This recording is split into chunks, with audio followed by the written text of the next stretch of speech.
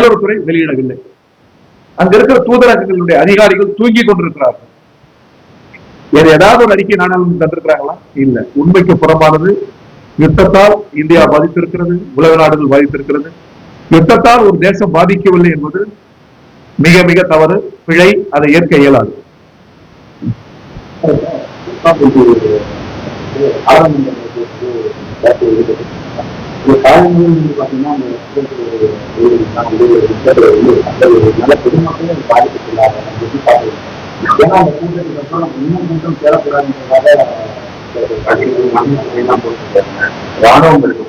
இல்ல, எல்லா விதமான தடைகளையும் தகர்த்தெறிந்து அந்த போராட்டம் வீறு கொண்டு எழும்.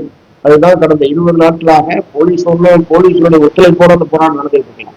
போலீஸுடைய எல்லா விதமான தடைகளையும் மீறித்தான் அந்த போராட்டம் என்பது கடந்த 20 நாட்களுக்கு மேலாக இந்த காலவரையற்ற உண்ணாவிரத போராட்டம் என்பது நடைபெற்றது. அவர் சோனம் சுவாங் கைது செய்யப்பட்டதற்கு பிறகும் அந்த போராட்டம் என்பது தொடர்ந்து நடைபெறுகிறது.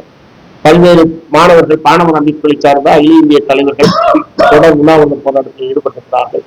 ஆகவே இந்த கடும் அடக்குமுறையை கையாளுவதற்கு பதிலாக, கடும் அடக்குமுறையை நாங்கள் கண்டிக்கிறோம், கடும் அடக்குமுறையை கையாளுவதற்கு பதிலாக இந்த கோரிக்கையில் உள்ள நியாயத்தை உணர்ந்து தர்மேந்திர பிரதான் அவர்களை பதவி நீக்கம் செய்வதுதான் இந்த போராட்டத்தை முடிவுக்கு கொண்டு வருவதற்கான ஒரே வழி. அதை பிரதமர் அவர்கள் செய்ய வேண்டும் என்பதுதான் என்னுடைய உள்ளூரில் சொந்த நாட்டு மக்கள் கோரிக்கைகளுக்காக போராடுகிற போது ராணுவத்தை பயன்படுத்தக்கூடாது என்பது சட்டம்.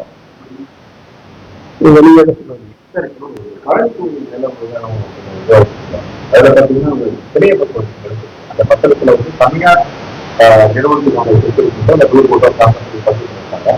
வாக்குரிமை கொடுத்துருக்காங்க. 4 மாசத்துக்கு கொடுத்துருக்காங்க. 2 மதிப்பு கொடுத்துருக்காங்க. இதுக்கு முன்னாடி வந்து அதுக்கு முன்னாடியே விசாரணை கொடுத்துருக்காங்க. ஊழல் சொன்னாங்க. இது தவறுங்கிற இந்த பழனி கோயிலுக்கு சொந்தமான நிலத்தை ஒரு மிகப்பெரிய மோசடி என்பது நடைபெற்றிருக்கிறது. பத்திரப்பதிவு மோசடி. மேலிருந்து கீழ் பலரும் அதிகாரிகள் இதில் சம்பந்தப்பட்டிருக்கிறார்கள். இதுவரைக்கும் வந்திருக்கிற விவரங்களே பத்திரப்பதிவுத்துறை செல்வாக்கு மிக்க பிரமுகர்கள் எல்லோரும் சேர்ந்துதான் இந்த மோசடியிலே சம்பந்தப்பட்டிருக்கிறார்கள் என்ற பிறகுதான் செய்திகள்லாம் வெளிவந்திருக்கிறது. ஆகவே இந்த பத்திரப்பதிவு மோசடியில் ஈடுபட்டவர்கள் யாராக இருந்தாலும், அவர் எவ்வளவு பெரிய முக்கியமான பிரமுகர்களாக இருந்தாலும் அவர்கள் அனைவரும் கைது செய்யப்பட வேண்டும். சட்டத்தின் முன்னால் நிறுத்தப்பட்டு அவர்கள் தண்டிக்கப்பட வேண்டும். அந்த வழக்கு நீதிமன்றத்தை உட்பட ஏமாற்றிருக்காங்க. பத்திரப்பதிவு நீதிமன்றத்தை உட்பட ஏமாற்றி ஏற்கனவே இருக்கிற வழக்குகளை பற்றி எல்லாம் நீதிமன்றத்தை கவனத்துக்கு கொண்டு செல்லாமல் ஒரு மிகப்பெரிய மோசடி, அநேகமாக தமிழ்நாட்டில் நடைபெற்றிருக்கிற மிகப்பெரிய மோசடின்னு சொல்லணும். ஏக்கர் அளவு சொல்லலாம். ஆனால் இல்லை வந்திருக்கிற விவரங்கள் பூரா ஒரு மிகப்பெரிய மோசடியில பலரும் சம்பந்தப்பட்டிருக்கிறார்கள் என்கிற விவரங்கள் என்பதுதான் வந்திருக்கிறது. சிபிசிஐடிக்கு வழக்கு ஒப்படைக்கப்பட்டு விசாரணை என்பது நடைபெற்றுக் கொண்டிருக்கு. அது முறையாகவும் நேர்மையாகவும் அந்த விசாரணை என்பது நடைபெற வேண்டும். மோசடியில் சம்பந்தப்பட்டவர்கள் யாராக இருந்தாலும் அவர்கள் அனைவரும் கைது செய்யப்பட வேண்டும். தண்டனை பெற்றுத்தர வேண்டும்.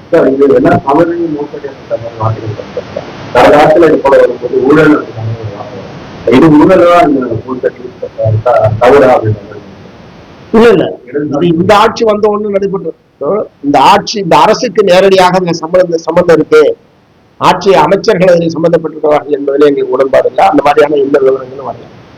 மாறாக பத்திரப்பதிவுத்துறை அதிகாரிகள் நீதிமன்றத்தை ஏமாற்றி பத்திரப்பதிவுத்துறை தங்களுக்கு வேண்டிய அதிகாரிகளை கொண்டு வந்து வைத்து ஒரு நாளைக்கு ஒரு அதிகாரியை கொண்டு வந்து வச்சு பத்திரப்பதிவு பண்றாங்க.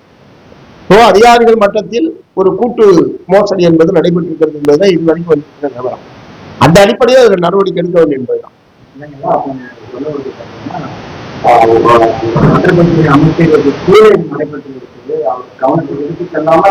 இதுவரைக்கும் வந்திருக்கிறவரும் அப்படிதான் தெரியும். அதனாலதான் அவரு இந்து அறநிலையத்துறை அமைச்சரே நேரடியாக அதுல போய் தலையிட்டு நடவடிக்கைக்கு மற்றவர்களுக்கும் அவரே தானே முன்னாடி முனைப்பார்ந்து செயல்பட்டு இருக்காரு.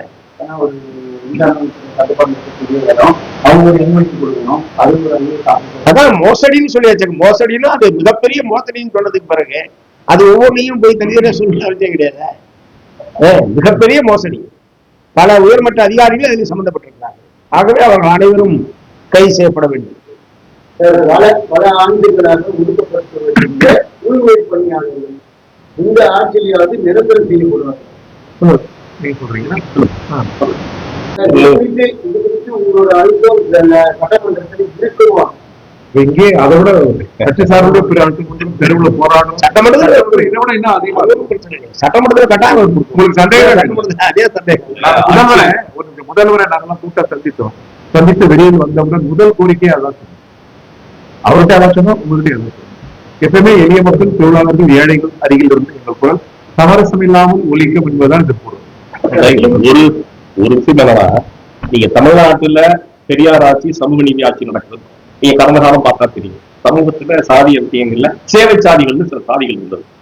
அந்த சேவை சாதிகள் தொழிலாளி கேட்டகரிலையும் வரமாட்டாங்க, ஊழியர்களாகவும் வரமாட்டாங்க. அவங்களுக்கு கொடுக்கறதுக்கு சம்பளம் பாத்தீங்கன்னா சம்பளம்ன்றது வராது, கூலின்றது வராது, அவங்களுக்கு தானம்ன்றதும் வராது. அது என்னதான் பொருளை சொன்னாங்க, சுதந்திரம் அப்படின்னு ஒரு பொருள் சொல்லுவாங்க. அப்படின்னா அவங்களுக்கு உணவு கொடுக்கலாம். நீங்க சேவை செய்யறதுன்றது கட்டாயமா இந்த சேவை சாதிகள் இது மட்டும் இல்ல, கூட்டுவது, பெருக்குவது, முடிதிருத்துவது, தலைமை தொழில் செய்வது, அது மாதிரி ஈடுகாட்டுல பிணம் எரிப்பது, இப்படிப்பட்ட சேவைகள் செய்வதற்கான சில சாதிகள் இருந்தது சமூகத்துல. அவங்களுக்கு கூலி இல்லை, அவங்களுக்கு இது போன்ற சிக்கல்கள் இருந்தது. ஆனா அதெல்லாம் மாறி இவ்வளவு தூரம் வந்த பிறகு சுதந்திர நாட்டில் இன்னும் எங்கேயும் மிச்ச சொற்ற மண்டக்குள்ள இருக்கு.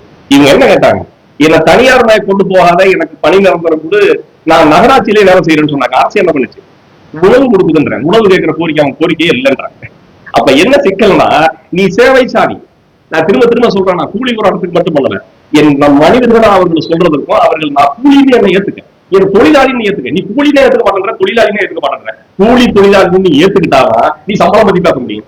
இப்போ மண்டல என்ன இருக்கு, நான் அரசுகிட்டயோ மற்ற ஆட்சியாளர்கள்கிட்டயோ கூலின்ற விஷயங்களை நீ ஏத்துக்கல, நீ உன்னை தொழிலாளியா நான் ஏத்துக்கல.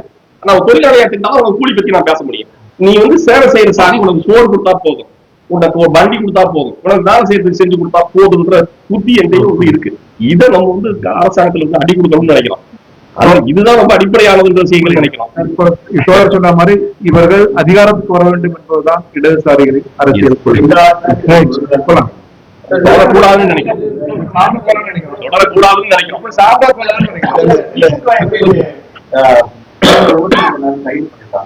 நினைக்கிறோம். முதலமைச்சர் சாத்தானின் ஆட்சியா விமர்சனத்தை இருக்க முடியாது. இல்ல, அவர் எம்எல்ஏ என்ன பேசினாருன்னு தெரியாது. அவர் என்ன பேசுறாருன்றது தெரிஞ்சா அதுக்கு பதில் சொல்லலாம். இல்ல அவர் ஏதோ கேட்குறேன். குறிப்பா அமைச்சர் பாத்தீங்கன்னா முதல்வர் காமெண்ட் வந்திருக்கோம். 23 நாளில் எடுக்க வச்சு தூய்மை சம்பவம். அது மட்டும் இல்லாம அதே மதுரை மலையில கட்சி நிர்வாகிகள் சாப்பிடக்கூடிய